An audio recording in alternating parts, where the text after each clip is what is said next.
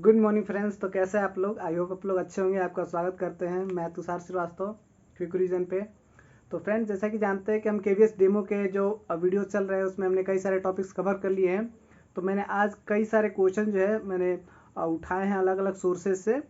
तो मुझे लगता है कि जैसे कि आज हमने 2 क्वेश्चन लिया हुआ है जो कि देखने में इसके आंसर हम मेरे हिसाब से सेम ही हो सकता है।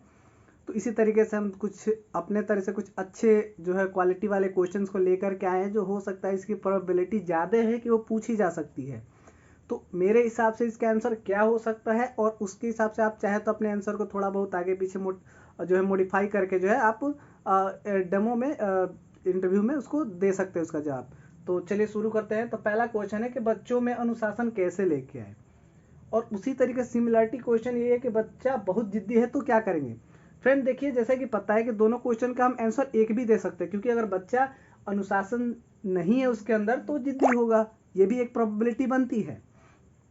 तो मेरे हिसाब से इसका आंसर बेस्ट क्या होगा, अगर कोई भी बच्चा है तो उसके जिद्दी होने और अनुशासन न होने के पीछे कुछ रीजन हो सकते हैं। जैसे पहला रीजन हो सकता है कि बच्चा बहुत जो है उसके घर का माहौल उस तरीके से हो, उसको ज़्यादा घर पे लाड प्यार मिल रहा हो, जिसकी वजह से हो सकता है। तो पहला काम हमारा ये होगा कि हम पहले उसके बैकग्राउंड को जानेंगे।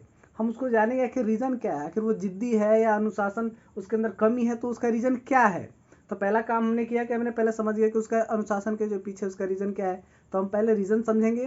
रीज़न जानने के बाद उसको हम क्लास में हो सकता है कि कुछ उसका जो ग्रुप है, माहौल है, वो भी सही नहीं है, तो हो सकता है उसका हम सीटिंग अरेंजमेंट भी बदल सकते हैं।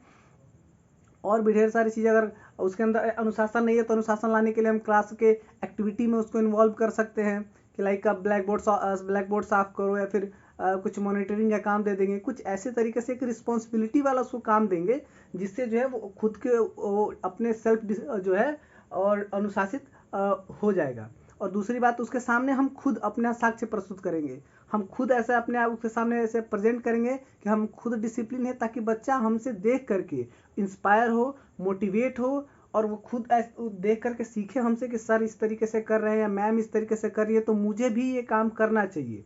और ये भी एक तरीका से होता है, हम उसको डायरेक्टली किसी भी चीज़ को हम टोकेंगे नहीं। बच्चा अगर कोई हमसे अनुशासनहीनता करता है हमारे सामने, तो हम उसको डायरेक्टली उस चीज़ को नहीं बोल करके उसको इनडायरेक्ट तरीके से समझाने की कोशिश करेंगे कि देखो ये तरीका गलत है और तुमको इस तरीके को अवॉइड करना चाहिए करने से। तो इस तरीके से पहले हम उसको गलतियों को पहले पता करेंगे, फाइंड आउट करेंगे, उसके पेरेंट्स से समझेंगे कि आखिर क्या रीज़न है। हो सकता है घर का माहौल उस तरीके से हो सकता है उसके सोसाइटी का माहौल हो, उसके क्लास का जो ग्रुप है या उसके फ्रेंड सर्किल है उस तरीके से हो, उसमें कुछ एक्टिविटी है, कुछ मेंबर ऐसे हों जो किस तरीके से बिहेव करने में उसका सहयोग कर रहे हों या इन्वॉल्व कर रहे हों। तो ये भी एक रीज़न हो सकता है।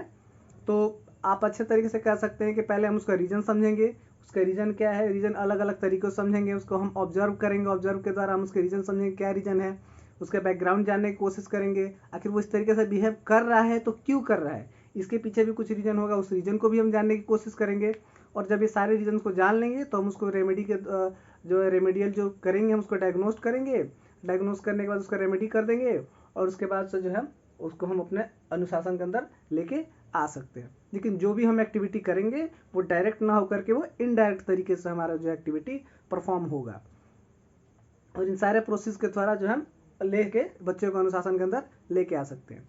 फ्रेंड, जरूरी नहीं है कि आप बड़ा सा आंसर ही दे, आप अपने तरीके से शॉर्ट जितना तरीका से हो सकता है जो आपको लगता है, जरूरी नहीं कि जैसे मैंने बोला उस तरीके से बोलिए मुझे अच्छा लग रहा है। क्योंकि भाई कोई बच्चा है तो अनुशासनहीन क्यों है, हो सकता है घर का माहौल उस तरीके से हो, घर में ही उसके पेरेंट्स इस तरीके से बिहेव करते हो, मिसबिहेव करते रहो, तो उनको देख करके बच्चा, या घर पे उसके ज़्यादा लाड प्यार मिल रहा हो, इसकी वजह से भी बच्चा इस तरीके से बिहेव कर रखता है। उसके जो प्लेइंग का ग्रुप है उसमें भी कुछ ऐसे बच्चे होंगे जिनको देख के उनके तरफ बनने की कोशिश करता है। तो ढेर सारे रीज़न हो सकते हैं जिनको हम देखेंगे, उनको जो हम डायग्नोस करेंगे, फिर जब डायग्नोसिंग के बाद जो हम उसको रेमेडियल के थ्रू उसको हम क्या करेंगे, दूर करेंगे, और उसके अंदर एक हम अनुशासन ले करके आएंगे। और हम मुझे लगता है कि इन दोनों क्वेश्चन के लिए सेम आंसर दिया जा सकता है अनुसार। तो फ्रेंड्स, आपके अनुसार इन दोनों क्वेश्चन का आंसर क्या अलग अलग हो सकता है, सेम हो सकता है, आप मुझे कमेंट करके बता सकते हैं। और आपको और कोई क्वेश्चन है जिस पे आपको लगता है कि मुझे वीडियो बनाना चाहिए, तो आप हमें कमेंट कर सकते हैं। And thank you for the watching.